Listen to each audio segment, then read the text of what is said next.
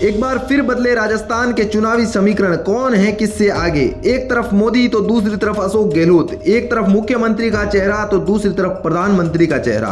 क्या राजस्थान में भी खिल पाएगा भाजपा का कमल या एक बार फिर छपेगा कांग्रेस का हाथ? आज के इस ओपिनियन पोल में हम आपको राजस्थान का पूरा चुनावी समीकरण बताने वाले हैं। इस बार राजस्थान में पूरे अलग तौर पर चुनाव लड़ा जा रहा है, क्योंकि इस बार भाजपा बिना किसी मुख्यमंत्री के चेहरे के चुनाव लड़ रही है। यही वजह है कि मोदी के राजस्थान में बहुत ज्यादा दौरे किए जा रहे हैं।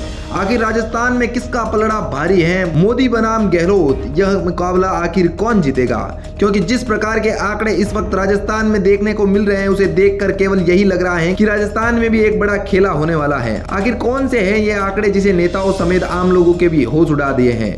वो चाहे मोदी हो या फिर अशोक गहलोत, इस वक्त दोनों की पार्टियां बड़े ही जोरों शोरों से ऐलान कर रही हैं और इसमें कोई भी पीछे नहीं रह रही है। एक तरफ राजस्थान सरकार कई सारी मुफ्त स्कीमें निकाल रही है, तो वहीं दूसरी तरफ भाजपा भी इसमें पीछे नहीं हट रही है। लेकिन अब सवाल यह है कि जनता का रुझान किस तरफ ज्यादा है। हालांकि इस बात को कभी नहीं नकारा जा सकता कि राजस्थान में हर 5 साल बाद सरकार बदलती रही है, लेकिन इस बार जो कांग्रेस सरकार के द्वारा ऐलान किए गए हैं, उससे राजस्थान की जनता पर काफी ज्यादा असर देखने को मिल सकता है। और इसी कारण से भारतीय जनता पार्टी की तरफ से भी राजस्थान में बड़े बड़े दिग्गज नेताओं को खड़ा किया गया है, जिसमें विधायकों समेत कई सांसद भी शामिल हैं।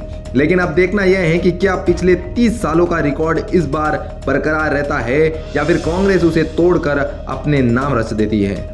तो चलिए आज के इस ओपिनियन पोल में हम आपको राजस्थान के चुनावी समीकरण को पूरा विश्लेषित रूप से दिखाएंगे, इसलिए बने रहिएगा हमारे साथ वीडियो में एंड तक, ताकि आपको यह पूरा चुनावी माहौल समझ में आ सके। तो सबसे पहले बात करते हैं राजस्थान के पाली जिले की।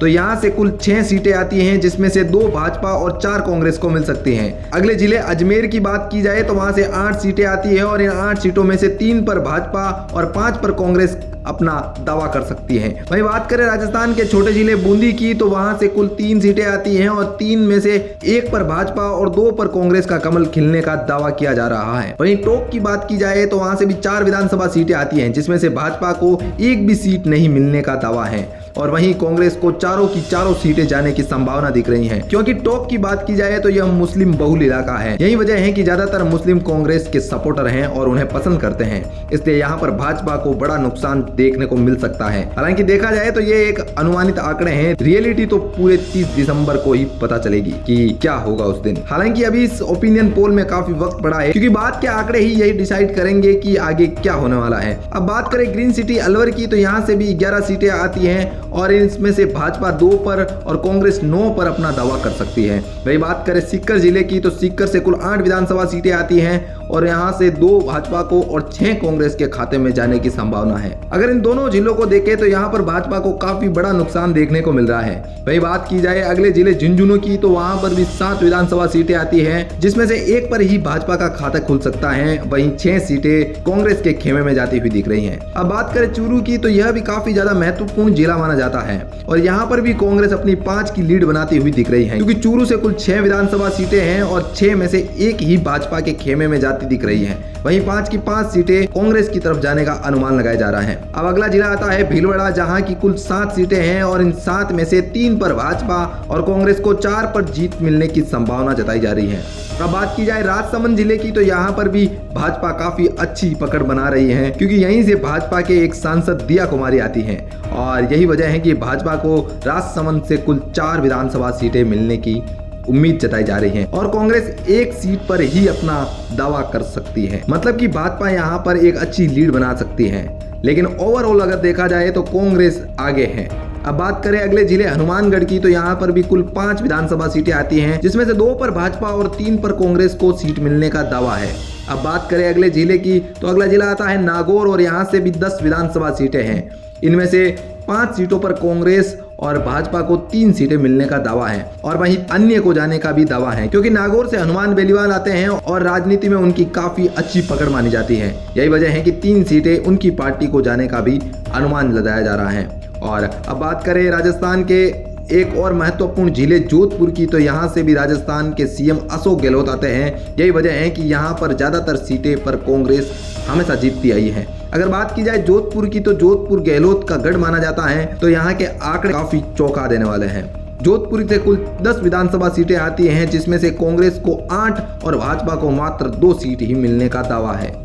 वहीं बात करें अगले जिले दौसा की, तो यहाँ से भी 5 विधानसभा सीटें हैं और इन 5 सीटों में से 2 पर भाजपा और 3 पर कांग्रेस का कमल खिलता हुआ दिख रहा है। अब बात करें अगले जिले गंगानगर की, तो यहाँ से भी 6 विधानसभा सीटें हैं और यहाँ पर भाजपा और कांग्रेस में काफी अच्छी टक्कर देखने को मिल सकती है, क्योंकि आंकड़ों के मुताबिक यहाँ पर 3 भाजपा और 3 कांग्रेस को मिलने का दावा दिखाया जा रहा है। मतलब कि गंगानगर में बीजेपी का एक अच्छा प्रदर्शन देखने को मिल सकता है। अब बात की जाए बीकानेर की, तो बीकानेर भी काफी बड़ा जिला है। यहाँ से 7 विधानसभा सीटें आती है, जिसमें से 5 भाजपा के खाते में और केवल 2 ही कांग्रेस के पाले में जाने की संभावना है।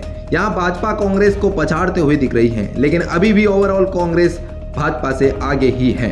अगर बात की जाए अगले जिले जैसलमेर की, तो यहाँ पर भी 2 सीटें आती है, जिसमें से 2 की 2 कांग्रेस को जीतने की अनुमान लगाया जा रहा है और बिना किसी खाता खोले ही भाजपा को यहाँ पर शांति से बैठना पड़ सकता है, क्योंकि इस ओपिनियन पोल के मुताबिक कांग्रेस ये दोनों सीटें जीत सकती है। इसके बाद में अगला जिला आता है बाड़मेर, तो यहाँ से भी 7 विधानसभा सीटें आती है और 7 में से 3 पर भाजपा और 4 पर कांग्रेस अपना दावा कर सकती है। अब बात की जाए जालोर की, तो जालोर से भी कुल 5 विधानसभा सीटें आती हैं, जिसमें से 3 भाजपा और 2 कांग्रेस को जाने का अनुमान लगाया जा रहा है। अगर यहाँ पर देखा जाए तो भाजपा का 1 से आंकड़ा आगे हो सकता है। अब बात की जाए सिरोही की, तो यह एक पहाड़ी इलाका है, इसलिए यहाँ से केवल 3 सीटें ही आती हैं और इन 3 सीटों में से 1 पर भाजपा और 2 पर कांग्रेस को मिल सकती है। अब बात की जाए उदयपुर की, तो उदयपुर से कुल 8 विधानसभा सीटें आती हैं, जिसमें से 3 पर भाजपा और 5 पर कांग्रेस को मिलने का दावा दिखाया जा रहा है। मतलब कि एक बार फिर से यहाँ पर भी कांग्रेस अपनी बढ़त बनाए हुए दिख सकती है। अब बात की जाए राजस्थान के आदिवासी बहुल इलाके जैसे डूंगरपुर की, तो यहाँ से भी 4 विधानसभा सीटें आती हैं, जिसमें से 2 पर भाजपा अपना कमल खिलाती हुई दिख रही है और 2 पर कांग्रेस जीत दायर कर सकती है। मतलब कि यहाँ पर भी दोनों के बीच एक टक्कर का आंकड़ा देखने को मिल सकता है। अब बात करें बांसवाड़ा की, तो यहाँ से भी 5 विधानसभा सीटें आती हैं, जिसमें से 3 पर बीजेपी और 2 पर कांग्रेस को मिलने का अनुमान है। वहीं प्रतापगढ़ की बात करें तो यहाँ से केवल 2 विधानसभा सीटें हैं, इनमें से दोनों की दोनों कांग्रेस को जाने का अनुमान है और भाजपा को बिना किसी सीट के ही संतोष करना पड़ सकता है। वहीं बात करें एक महत्वपूर्ण इलाके झालावाड़ की, तो बीजेपी का यहाँ पर काफी ज्यादा रुतबा देखा जाता है, क्योंकि यहीं से पूर्व मुख्यमंत्री वसुंधरा राजे खड़ी होती हैं और हर बार यहीं से जीतती हैं और इसलिए यह बीजेपी का गढ़ भी बना जाता है। लेकिन इस बार कांग्रेस यहाँ पर अपना अच्छा प्रदर्शन करती हुई दिख रही है। यहाँ की 4 विधानसभा सीट में से 2 पर कांग्रेस और 2 पर बीजेपी अपना दावा कर सकती है। इस बार यहाँ पर कांग्रेस और भाजपा के बीच में एक टक्कर का मुकाबला देखने को मिल सकता है, लेकिन ये सभी एक अनुमानित आंकड़े हैं जो कि लोगों के द्वारा लिए गए हैं। लेकिन अब देखना यह है कि 3 दिसंबर के दिन क्या यही आंकड़े सामने आते हैं या नहीं।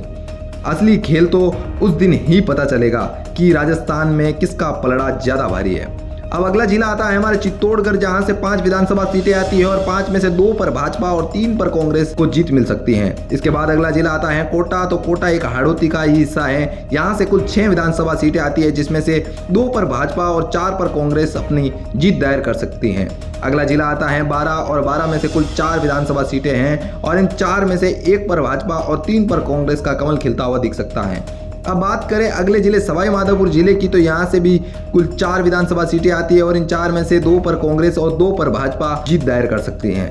वहीं बात करें करौली की, तो करौली से भी 4 विधानसभा सीटें हैं और इन 4 में से 2 पर कांग्रेस और 2 पर भाजपा अपनी जीत करके दोनों के बीच में एक कांटे की टक्कर देखने को मिल सकती है। अब बात की जाए धौलपुर की, तो धौलपुर में भी 4 विधानसभा सीटें आती हैं और यहाँ की 4 सीटों में से 3 भाजपा और 1 ही कांग्रेस जीत सकती है। अनुमान लगाया जा रहा है कि इस हिसाब से भाजपा यहाँ पर अपना अच्छा प्रदर्शन दिखाते हुए 3 पॉइंट से आगे चली जा सकती है। अब हमारा अगला जिला आता है भरतपुर। यहाँ पर भी काफी अच्छा मुकाबला देखने को मिल सकता है, क्योंकि यहाँ से 7 विधानसभा सीटें आती हैं और भरतपुर की 7 सीटों में से 2 पर भाजपा और 5 पर कांग्रेस अपनी जीत दायर कर सकती है। वहीं बात की जाए जयपुर जिले की, तो जयपुर जिले से कुल 19 सीटें आती हैं और इन 19 सीटों में से 15 कांग्रेस और भाजपा की तरफ 4 ही जाती हुई दिखाई दे रही है। मतलब कि ओवरऑल अगर देखा जाए तो कांग्रेस बीजेपी को एक तगड़ी टक्कर देती हुई दिख रही है।